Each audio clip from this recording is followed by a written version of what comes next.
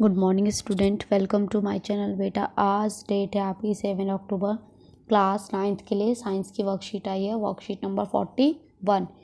तो आज की वर्कशीट में बल तथा गति के नियम पढ़ेंगे हम इससे पहले की वर्कशीट में भी गति के 2 नियम पढ़ चुके हैं, गति का पहला और दूसरा नियम। आज हम पढ़ेंगे गति का तीसरा नियम। चलिए, ये तो सब जानते हैं कि बल जोड़े में होता है। जोड़े में मतलब पेयर्स में होते हैं, 2 बल होते हैं जो एक दूसरे के विपरीत कार्य करते हैं। चलिए, गति का तीसरा नियम क्या कहलाता है? जब एक वस्तु दूसरी वस्तु पर बल लगाती है तो दूसरी वस्तु भी पहली वस्तु पर वापस बल लगाती है। मतलब अगर एक वस्तु है, अगर आप वो वस्तु दूसरी वस्तु पे अगर फोर्स लगा रही है, बल लगा रही है, तो दूसरी वाली वस्तु भी पहली वाली वस्तु पे उतना ही बल लगाएगी। यह दोनों विरोधी बल मात्रा में बराबर पर विपरीत में दिशा होते हैं, मतलब बराबर होते हैं पर अपोजिट डायरेक्शन में होते हैं। एक इस साइड में फोर्स लगेगा, बल लगेगा, तो दूसरी का इस साइड में। फॉर एग्जाम्पल, अगर हम फुटबॉल मारने के लिए अगर फुटबॉल खेलते हैं और फुटबॉल को किक मारते हैं, तो जब हम किक मारते हैं तो क्या होता है, हम जब जितने फोर्स से किक मारते हैं तो बॉल तो उतनी दूर चली जाती है, लेकिन हमारे पैर में भी चोट लगती है। तो इसका मतलब क्या है कि जो फुटबॉल है वो भी हमारे पैर पर प्रतिक्रिया बल देती है। ठीक है, हमने जो फोर्स लगाया, हमने जो पैर मारा, वो क्रिया बल कहलाएगा, और जो बॉल ने फुटबॉल की तरफ से जो एक बल आया उसको कहेंगे हम प्रतिक्रिया बल। ठीक है, जिसकी वजह से हमें अपने पैर में चोट या दर्द महसूस होता है। इसका मतलब यही है कि एक क्रिया बल हो गया और एक आपका हो गया प्रतिक्रिया बल। चलिए, गति का तृतीय नियम, प्रत्येक क्रिया के समान एवं विपरीत प्रतिक्रिया होती है। यह 2 विभिन्न वस्तुओं पर कार्य करती है। ये देखिए एग्जाम्पल दे रखा है कि ये एक बैलेंस है, स्प्रिंग बैलेंस है, स्प्रिंग है ये एक हिंदी में तुला बोलते हैं, सॉरी, स्प्रिंग तुला। 2 स्प्रिंग तुला हैं हमारी। एक ये हमने टेबल के साथ या किसी हुक के साथ अटैच कर दिए और ये दोनों अटैच कर दिए। हम बी को खींच रहे हैं, बी की स्प्रिंग को हम अगर हम खींचते हैं तो देखिए दोनों में रीडिंग जो है वो इक्वल आएंगी। ठीक है, रीडिंग मतलब माप जो है वो इक्वल आएगा पर अपोजिट डायरेक्शन में आएगा। इसकी रीडिंग देखिए यहाँ पर है और इसकी यहाँ पर है, ये देखिए ये वाली रीडिंग। ठीक है, तो ये एग्जाम्पल दिया हुआ आपको समझाने के लिए। अब आप देखिए जीवन प्रयोग, दैनिक जीवन में हम तीसरे जो नियम है उसका प्रयोग क्या क्या है। खेल में टकराव पर चोटें होना। अगर हम खेल खेल रहे हैं और भाग रहे हैं, 2 लोग आपस में टकरा जाते हैं तो उन दोनों को चोट लगती है बराबर।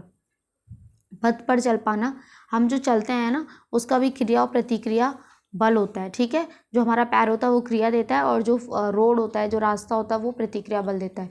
बंदूक से गोली छेड़ना, रॉकेट का ऊपर उठना, नाविक के आगे की ओर कूदना। ठीक है, और गद्दे पे जो होता है, ट्रैम्पोलिन में खेल खेलते हैं तो वो वापस उछलते हैं। ये सब चीज़ें जो हैं आपके दैनिक जीवन में इनका प्रयोग है ये।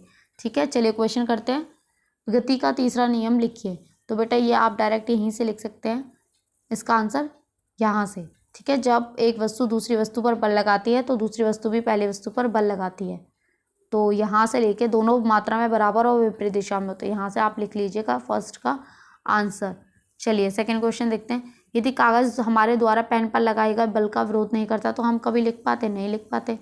नहीं, यदि कागज हमारे द्वारा पेन पर लगाए बल का विरोध नहीं करता तो हम कभी भी नहीं लिख पाते, क्योंकि कागज पेन द्वारा लगाए गए बल का विरोध नहीं करता तो कलम पेपर से बाहर निकल जाती, फिसल जाती ना वो।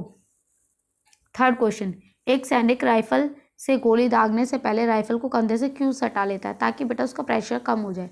इसका कारण बंदूक फायरिंग के समय पैदा होने वाला बल है। बंदूक को कंधे पर कसकर पकड़ने से रिकॉल मतलब जो बंदूक वापस जो प्रेशर लगाएगी, ठीक है, जो बल लगाएगी, द्वारा उत्पन्न अधिकांश बल को अवशोषित करने में मदद करता है, जिससे शूटर को अपने शॉट को स्थिर करने में और सीधा खड़े होने में मदद मिलती है।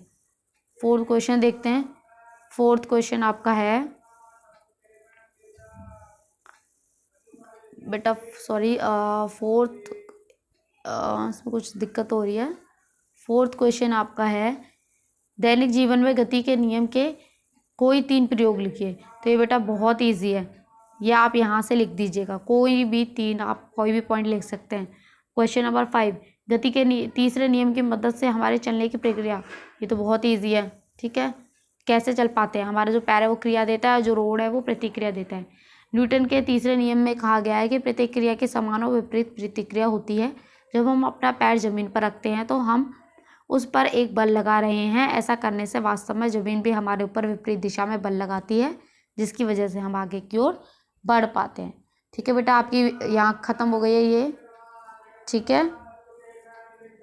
चलिए, आपकी वर्कशीट यहाँ ख़त्म होती है। आई होप आपको समझ आई हो। तो प्लीज़ चैनल को सब्सक्राइब कीजिए, लाइक कीजिए और कमेंट भी कीजिए। Thank you.